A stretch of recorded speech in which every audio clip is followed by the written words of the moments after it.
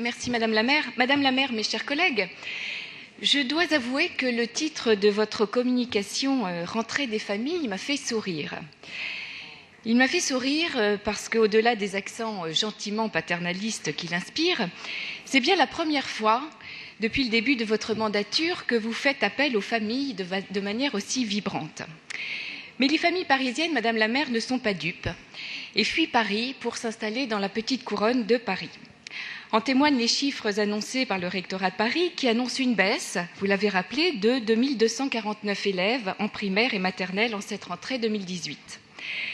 Les raisons de désaffection des familles sont nombreuses.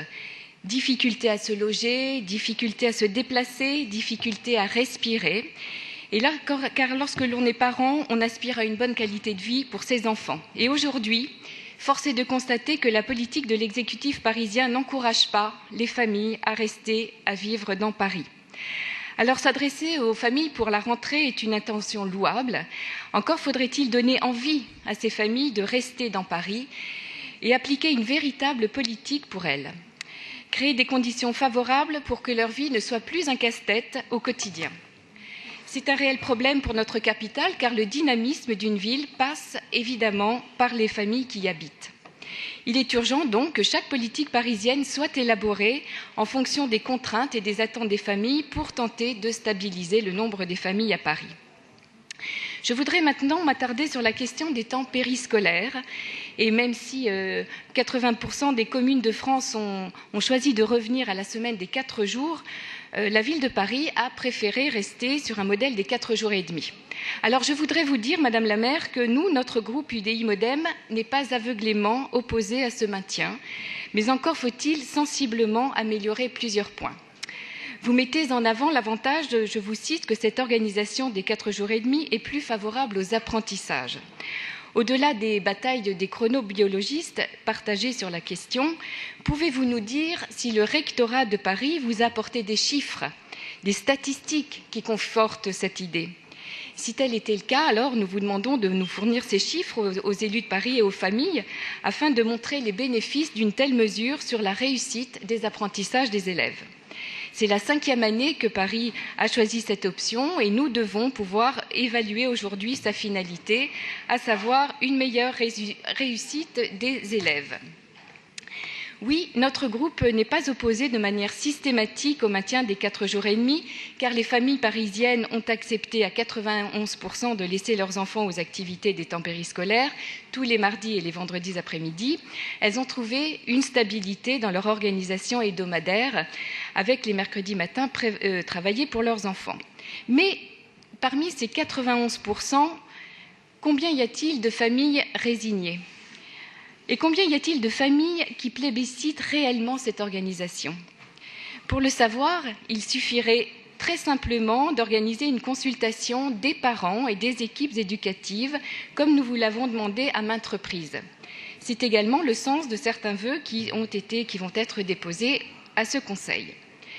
Mais notre groupe émet de réelles réserves quant à l'organisation de ces temps. La première réserve concerne les élèves de maternelle. Et je n'ai eu de cesse depuis 2014, et notamment lors de l'AMIE, de nos doutes concernant l'application des ateliers périscolaires aux élèves de maternelle, et notamment pour les sections des petits et des tout-petits. J'avais d'ailleurs demandé la suppression de ces ateliers pour ces classes.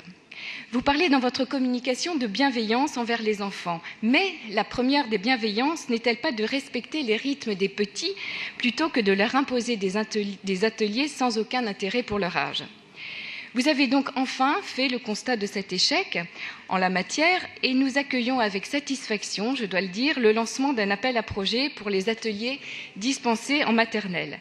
Mais nous regrettons évidemment que cela ait pris autant de temps.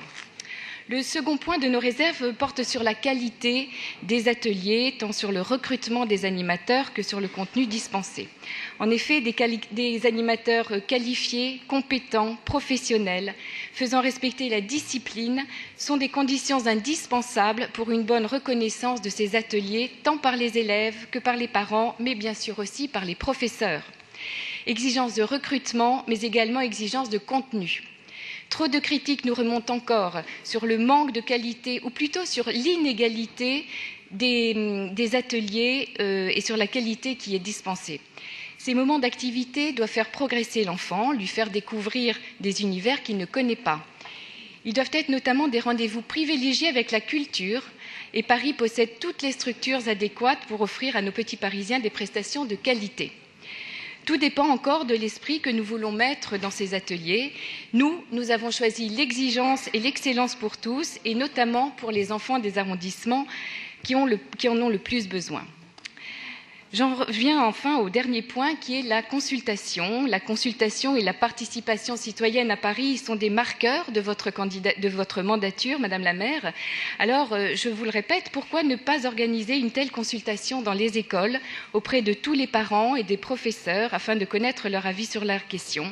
Ce serait le meilleur moyen enfin de faire taire les critiques qui entourent encore trop ces activités périscolaires en organisant une telle consultation auprès de la communauté éducative à Paris. Mais il est vrai qu'à 18 mois des prochaines élections municipales, un risque de désaveu serait peut-être trop périlleux pour votre politique. Voilà, donc pour terminer, comme vous, nous souhaitons à toutes les familles, à tous les élèves, à tous les professeurs une belle rentrée, mais en espérant que ces familles parisiennes seront bien présentes à Paris l'année prochaine. Je vous remercie.